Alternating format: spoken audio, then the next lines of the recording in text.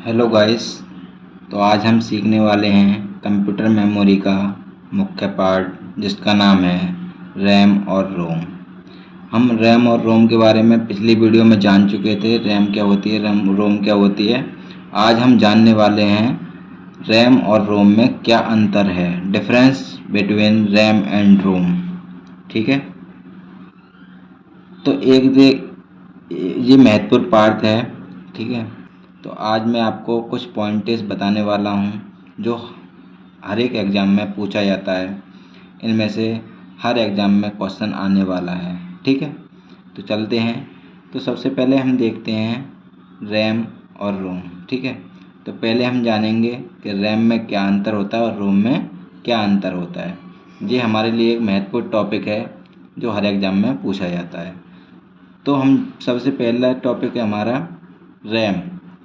RAM के बारे में जानते हैं। तो रैम का पूरा नाम क्या है? रैम का पूरा नाम क्या है? तो रैम का पूरा नाम है रैंडम एक्सेस मेमोरी। ठीक है, जैसे पूछ लिया जाता है आपसे कि रैम की फुल फॉर्म बताओ, तो रैम की फुल फॉर्म क्या होती है? Random access memory. अब आता है रोम। रोम का पूरा नाम है रीड ओनली मेमोरी। ठीक है, रैम एक वॉलेटाइल मेमोरी है। क्या है? एक वॉलेटाइल मेमोरी है।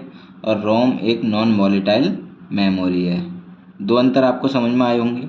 तीसरा अंतर है हमारा, रैम के डाटा को मॉडिफाई कर सकते हैं। रैम के जो डाटा है हमारा उसको मॉडिफाई कर सकते हैं, चेंज कर सकते हैं।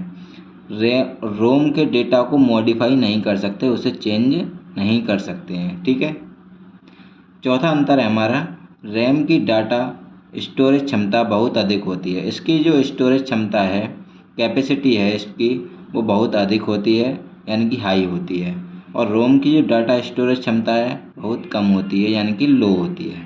ठीक है, ये आपको अंतर समझ में आए होंगे। उसके बाद में आता है नेक्स्ट अंतर, रैम एक हाई स्पीड मेमोरी है। रैम का एक हाई स्पीड मेमोरी है। और रोम क्या है? एक लो स्पीड मेमोरी है। रोम क्या है? लो स्पीड मेमोरी है, यानी कि ये इसकी स्पीड जो कम होती है रोम की, और रैम की स्पीड हाई होती है। ठीक है, रैम की कीमत बहुत अधिक होती है। रैम की जो कीमत है बहुत अधिक होती है, यानी रैम हमारे बहुत एक्सपेंसिव होती है। और रोम की कीमत जो रैम की तुलना में कम होती है, यानी कि इससे ये कम कीमत में प्राप्त कर सकते हैं। रैम एक टेम्पोररी मेमोरी है, यानी कि अस्थाई मेमोरी है। ठीक है, स्थाई मेमोरी है। और रोम एक परमानेंट मेमोरी है। ये एक परमानेंट है, यानी कि ये कभी नष्ट नहीं हो सकती। और रैम जो है टेम्परेरी मेमोरी है, कभी भी नष्ट हो सकती है। ठीक है, उसके बाद आता है, कंप्यूटर बंद होने पर या लाइट चली जाने पर स्टोर डाटा मिट जाता है। किसमें? रैम में। रैम में हमारी लाइट चली जाने पर, बिजली चली जाने पर या कंप्यूटर बंद होने पर रैम का डाटा सारा उड़ जाता है। ये और रोम में क्या होता है? कंप्यूटर बंद होने पर या लाइट चली जाने पर स्टोर डाटा मिटता नहीं है। ठीक है, इसमें जब पूरा बनाया जाता है तो इसमें प्रोग्राम ऐड कर दिया जाता है। ठीक है, रोम और रैम में यही खासियत है। उसके बाद में हमारे टाइप्स आते हैं। रैम के टाइप्स होते हैं, टू टाइप्स होती हैं, SRAM और DRAM। और रोम की टाइप्स होती हैं PROM, EPROM और EEPROM। इनके फुल फॉर्म बता दूं मैं, SRAM की होती है स्टैटिक रैम, DRAM के होते हैं डायनेमिक रैम।